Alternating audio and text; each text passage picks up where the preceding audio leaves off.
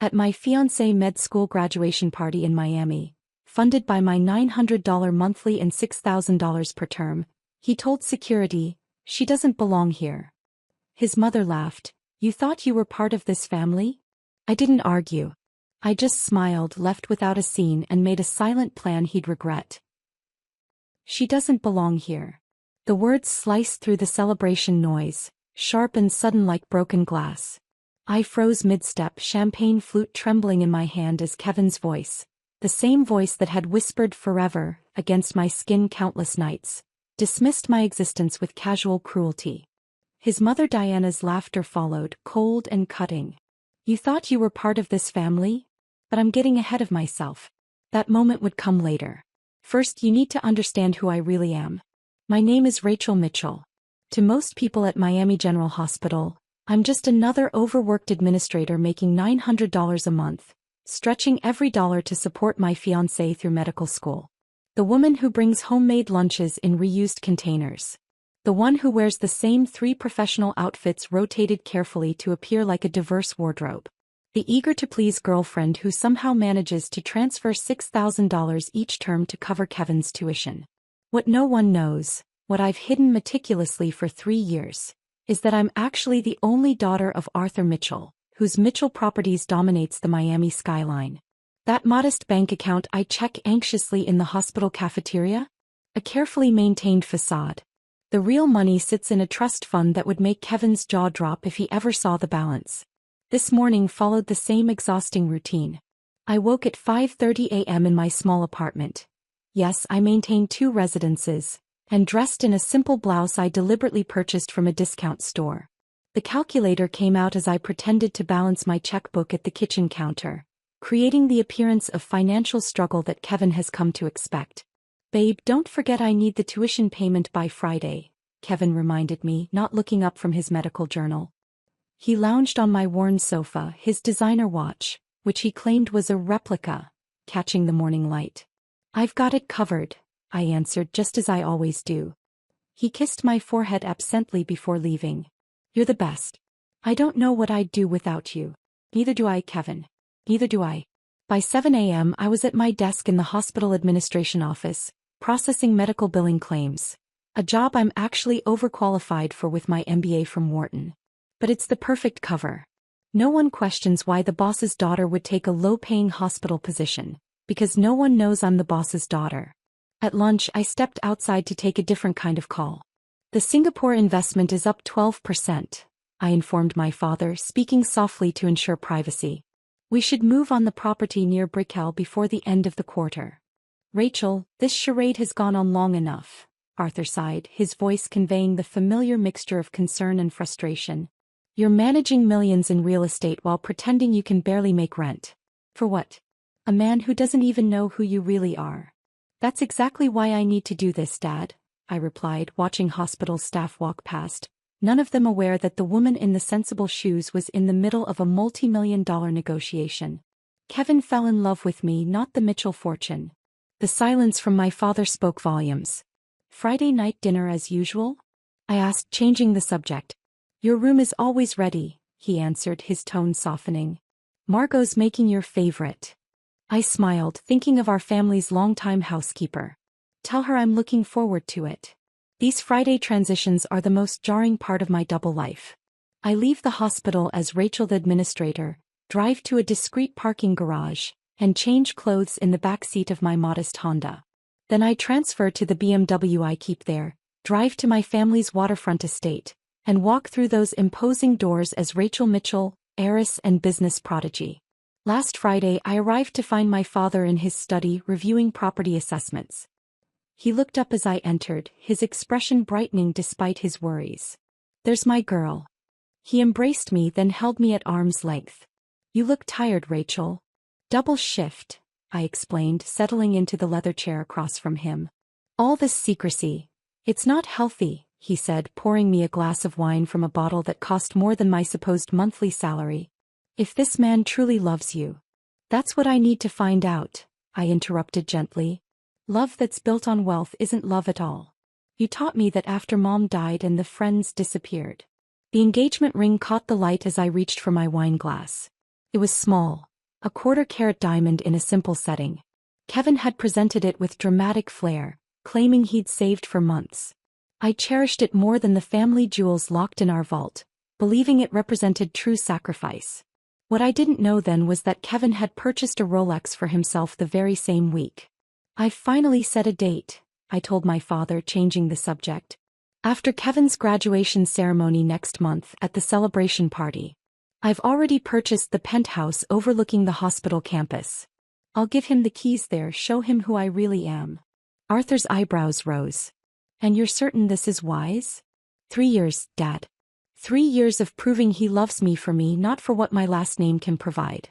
Once he's a doctor, our lives can merge properly." My father didn't look convinced, but he respected my decision.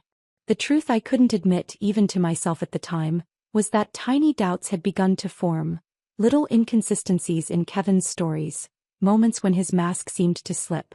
The next morning found me back in administrator mode, reviewing budget reports at my desk when Kevin appeared unexpectedly.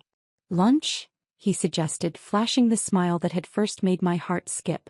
We sat in the hospital cafeteria, my homemade sandwich a stark contrast to the expensive takeout he'd brought. I watched him talk animatedly about a difficult diagnosis, trying to ignore the nagging question. Where did the money for those frequent takeout meals come from when he claimed crushing student debt?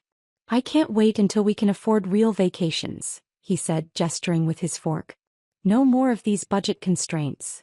I nodded, thinking of the keys to the penthouse hidden in my desk drawer at home, imagining his face when he realized the woman he'd chosen, regular, ordinary Rachel, could give him everything he'd dreamed of and more.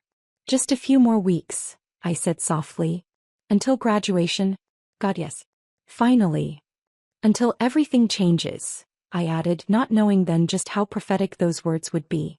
That evening I slipped away early, driving to the penthouse I'd purchased near the hospital, the graduation surprise that represented the merging of my two lives.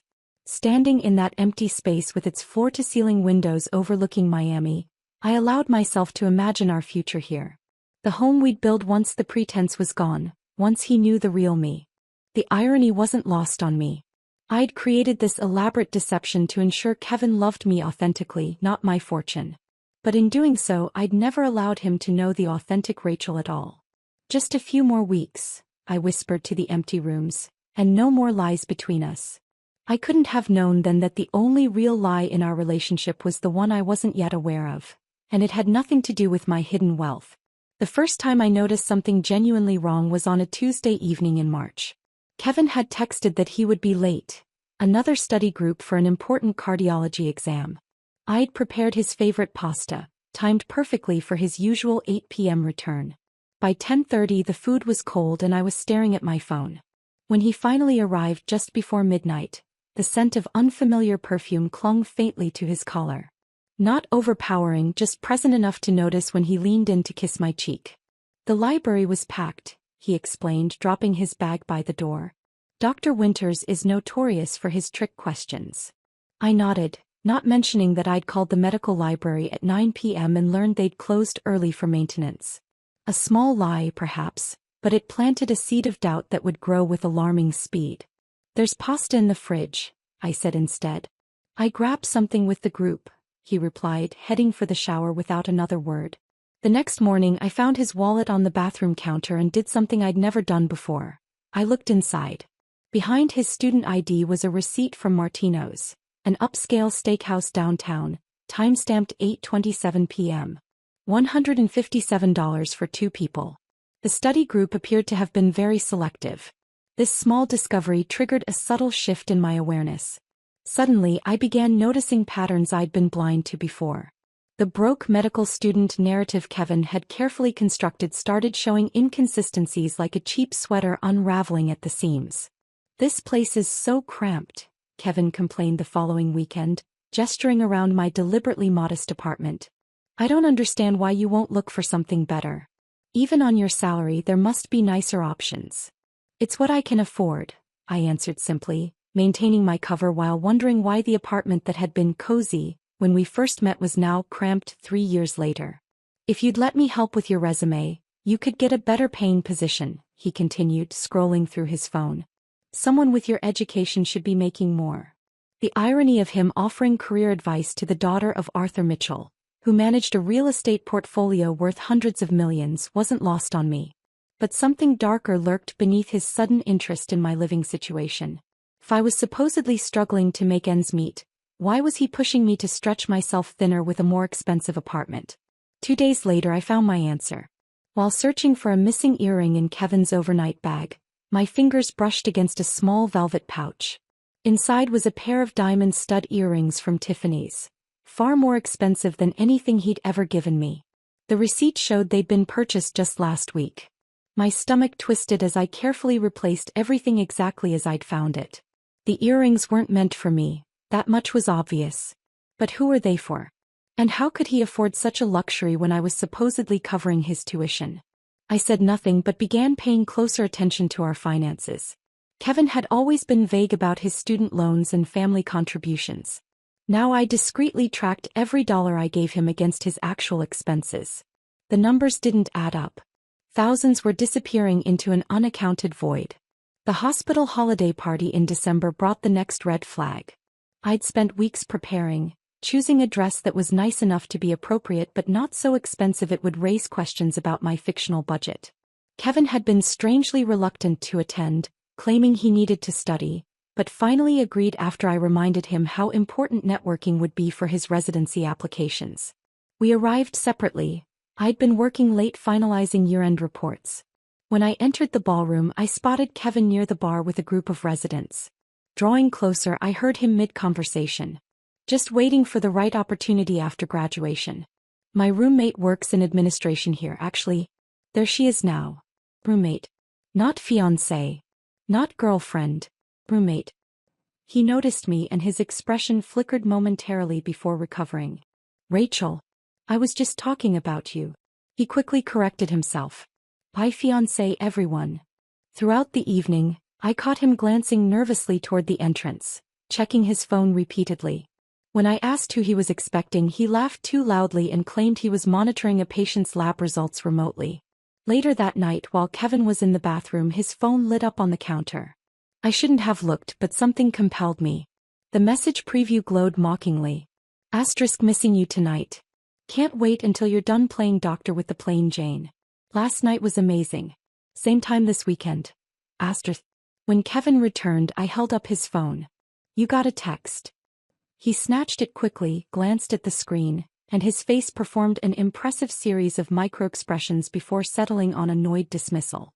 Spam, he muttered, deleting the message.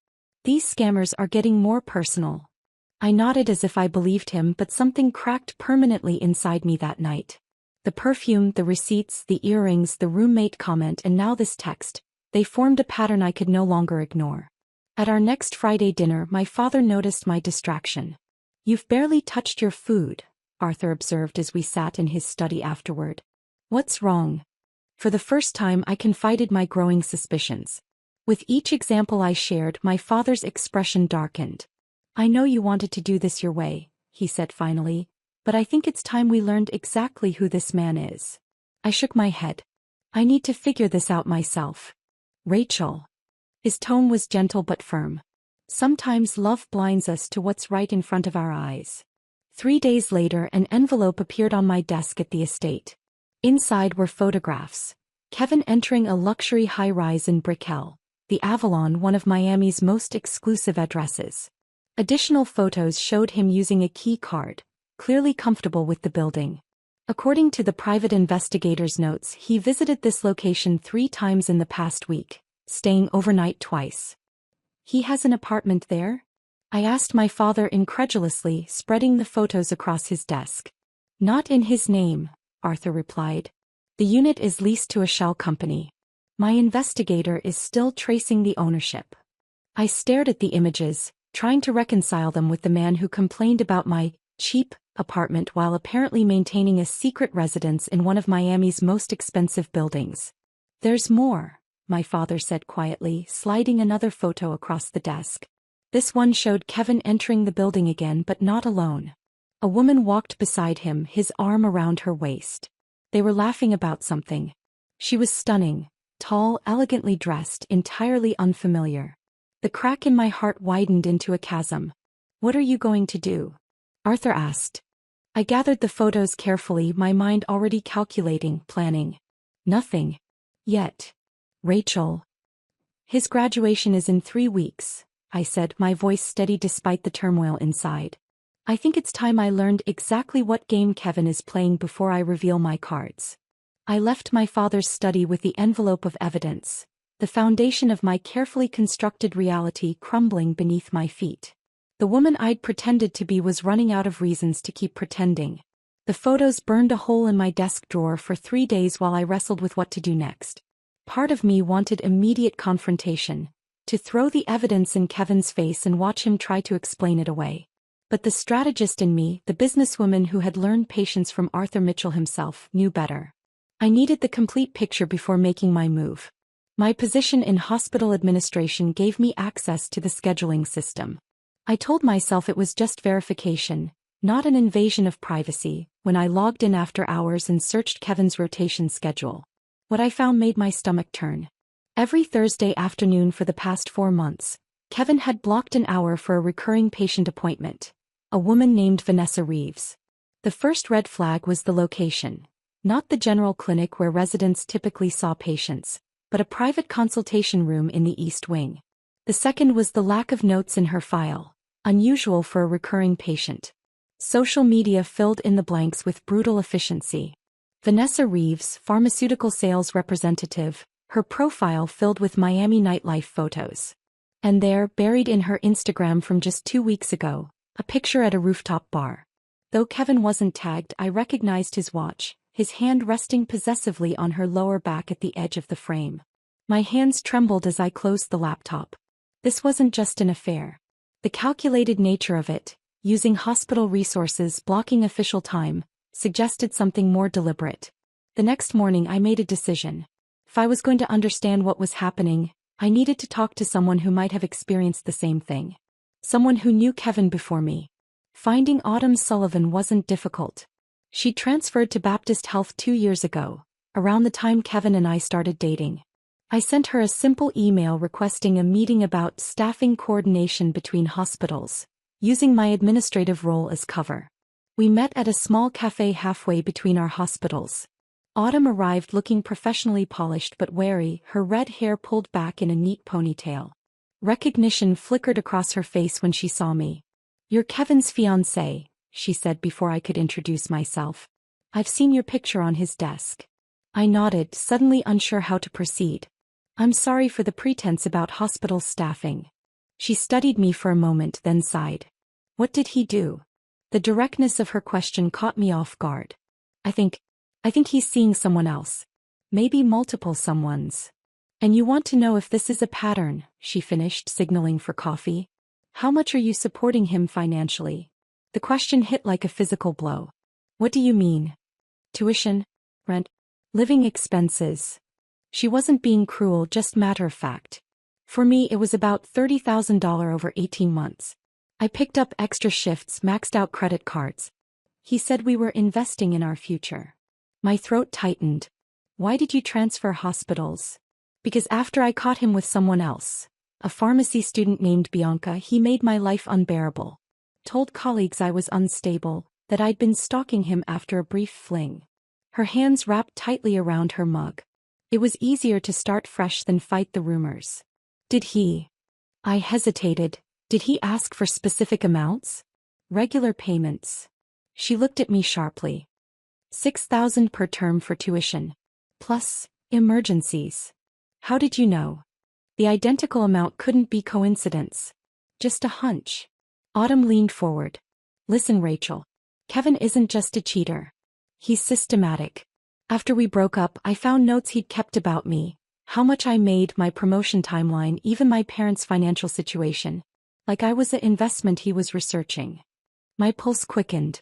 "Do you know how to reach Bianca?" "She works for Meridian Pharmaceuticals now." Autumn pulled out her phone.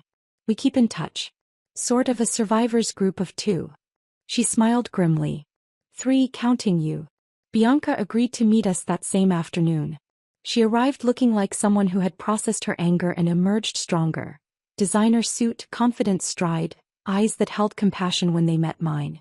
I funded his MCT prep course, she explained over iced tea. Paid for his applications to medical schools. Covered rent while he studied. Then suddenly I wasn't supportive enough of his dreams. 2 weeks later he was with Autumn, who had better hospital connections, Autumn added bitterly.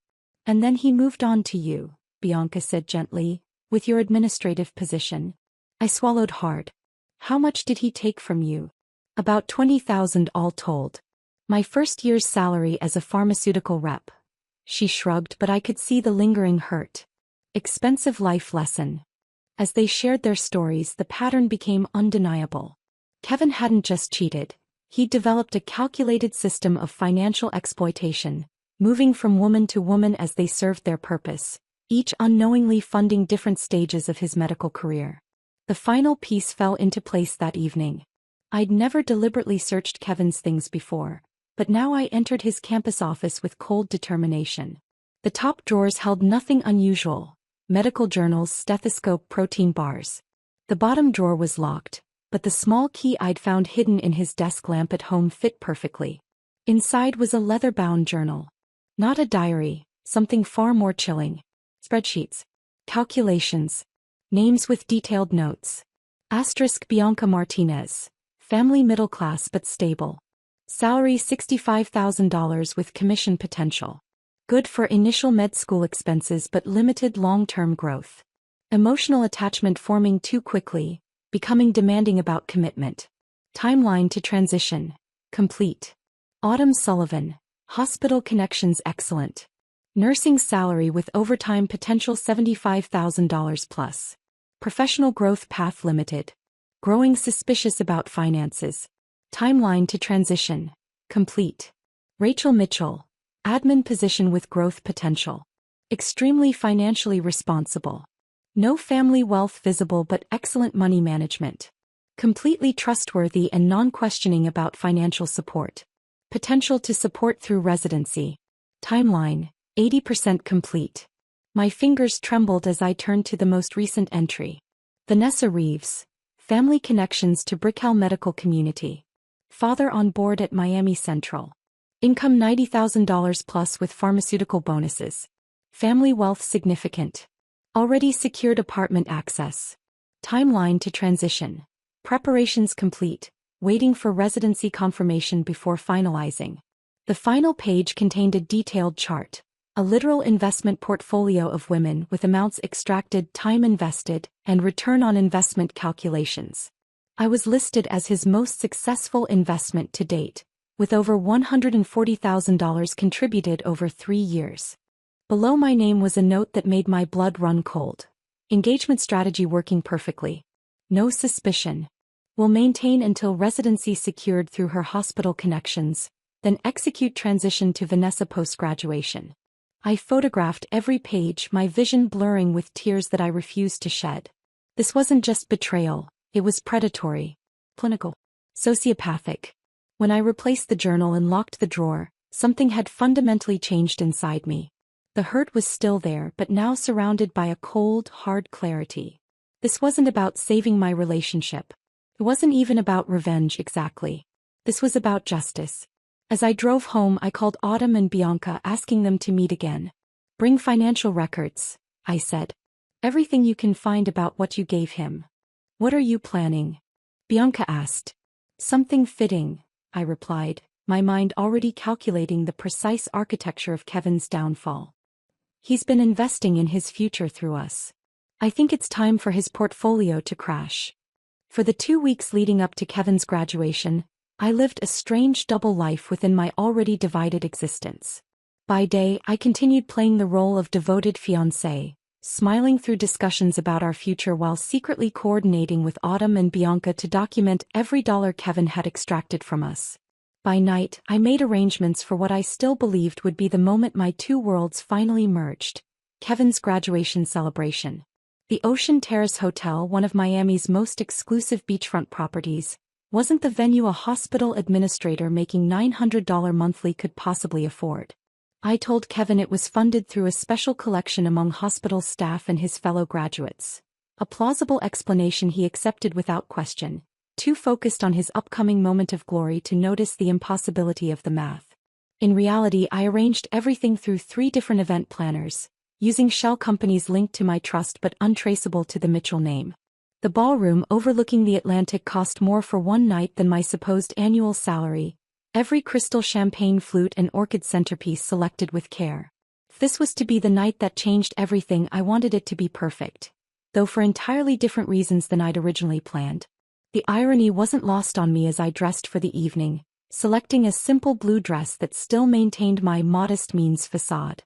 The penthouse keys I'd intended to present to Kevin sat in my jewelry box, replaced in my evening clutch by copies of his damning journal entries and a small digital recorder. Kevin and I arrived separately. He went early for the graduate procession while I came later for the reception. The moment I entered the glittering ballroom, I sensed something was off. Conversations stuttered as I passed.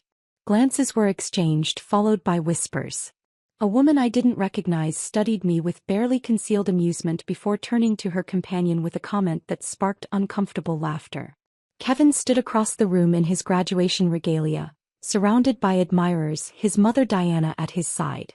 She'd flown in from Boston specifically for the ceremony, the first time we'd met in person despite our 3-year engagement.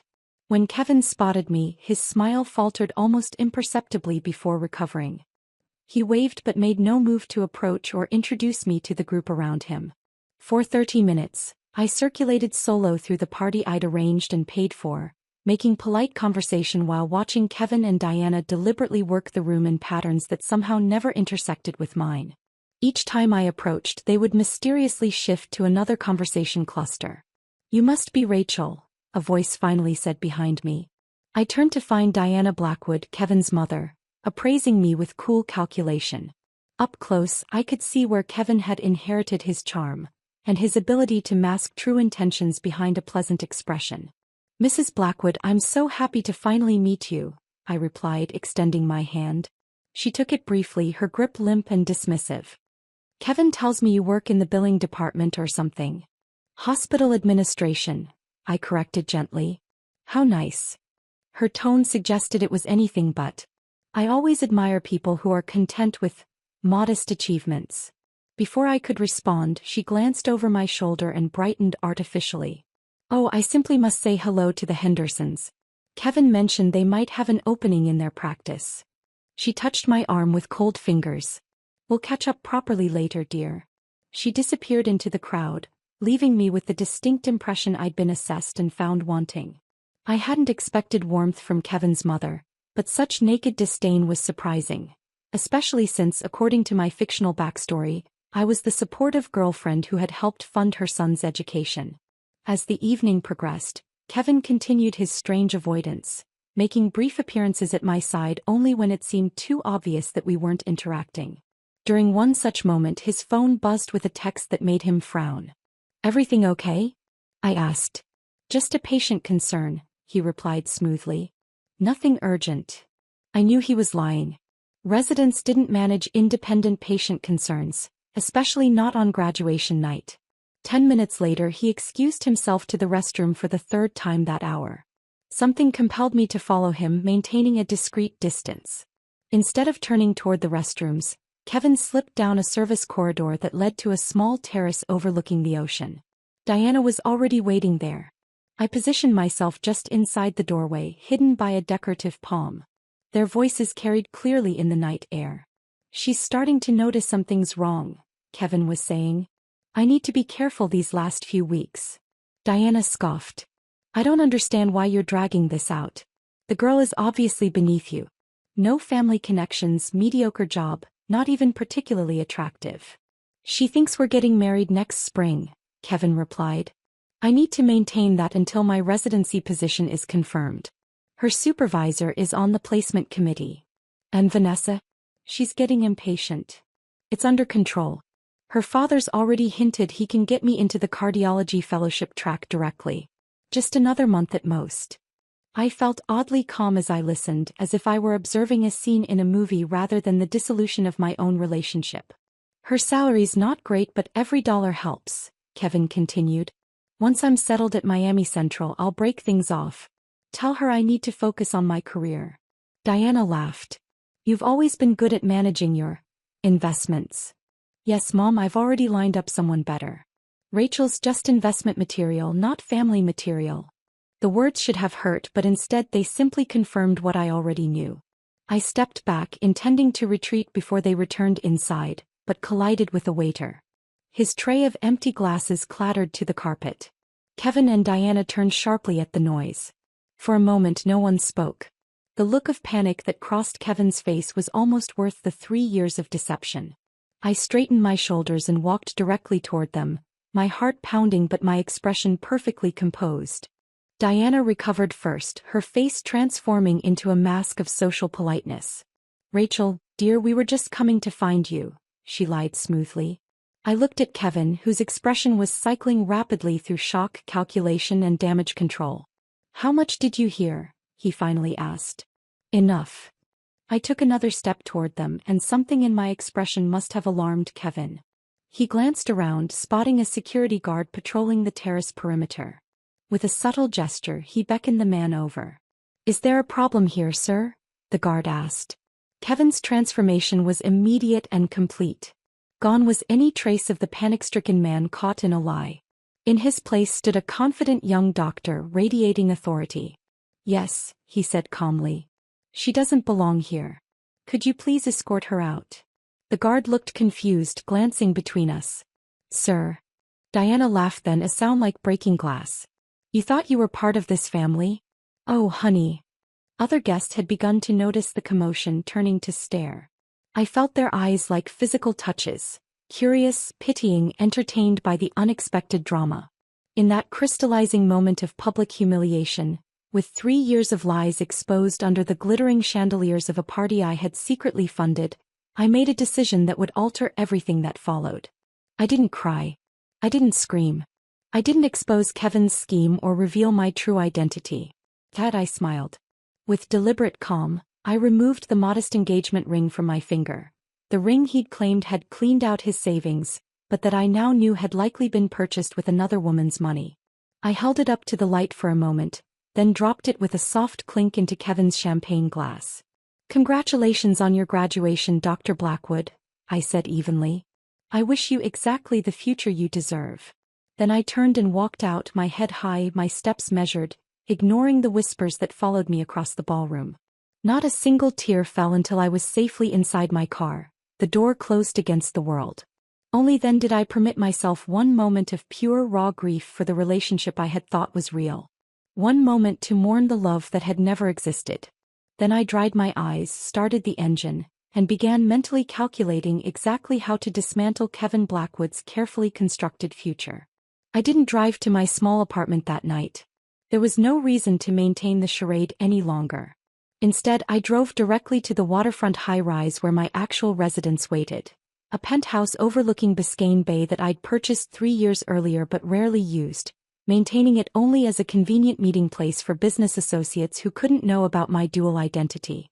The doorman's eyes widened slightly as I stepped from my modest Honda rather than the usual town car. Good evening, Ms. Mitchell. It's been some time. Hello, George. I'll be staying here full-time now. Very good, ma'am. Shall I have your things brought up from the car? I shook my head. There's nothing there I need anymore. The private elevator whisked me to the top floor. When the doors opened directly into my foyer, the contrast from the cramped apartment I'd shared with Kevin was startling. Expansive windows showcased Miami's glittering skyline. Modern art adorned walls that soared to 16-foot ceilings. Everything gleamed with the quiet luxury of a space designed for someone who never needed to display their wealth to feel its worth. I kicked off my heels and walked barefoot across cool marble to the master bathroom, peeling away my affordable blue dress as I went. The scalding shower I stepped into felt like a ritual cleansing, washing away not just the evening's humiliation but 3 years of deliberate diminishment. As hot water pounded against my skin, I allowed myself exactly 10 minutes of grief. 10 minutes to mourn not just Kevin, who had never been the man I thought, but the dream he had represented. The possibility of being loved for myself rather than my family name or fortune. When I emerged wrapped in a plush robe, my skin flushed pink from the heat, I was transformed. The meek administrator was gone. In her place stood Rachel Mitchell, daughter of Arthur Mitchell, heir to a real estate empire, and a businesswoman formidable in her own right. I ignored the 17 missed calls and 29 text messages from Kevin, each one more desperate than the last as he realized what his casual cruelty might cost him. Is that I made a different call. Dad? It's me. You were right. I'm ready to be a Mitchell again. The plan came together with clinical precision over the next 48 hours. I didn't waste energy on dramatic gestures or emotional outbursts. Kevin had treated me like a business investment.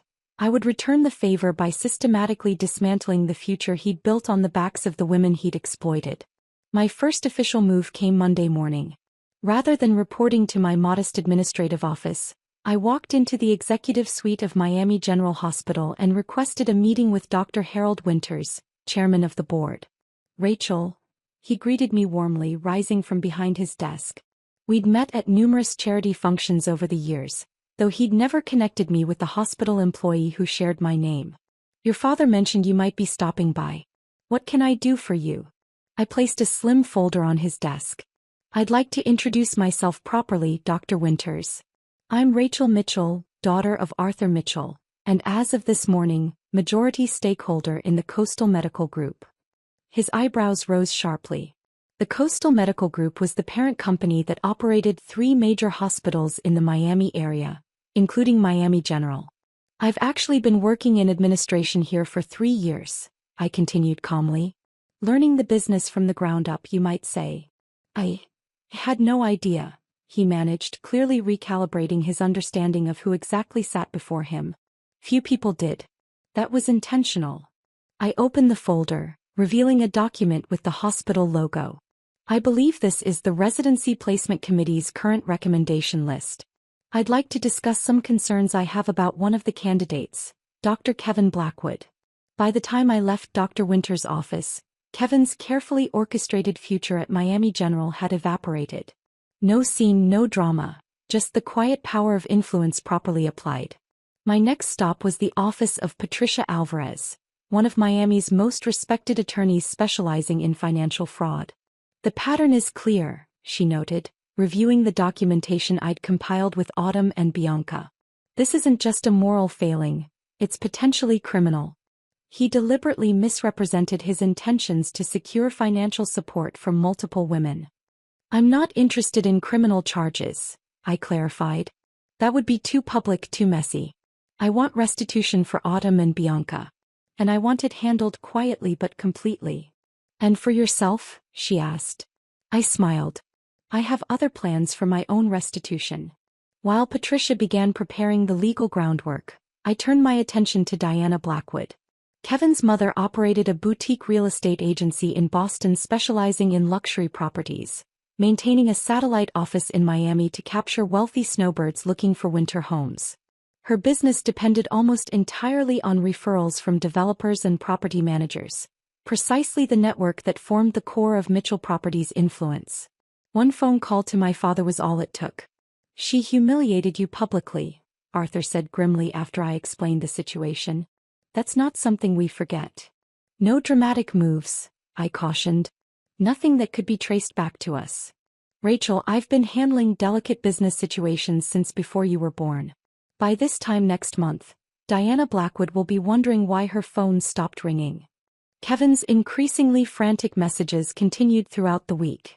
At first demanding explanations, then offering apologies, eventually descending into thinly veiled threats about making me sorry if I'd damaged his reputation with Dr. Winters.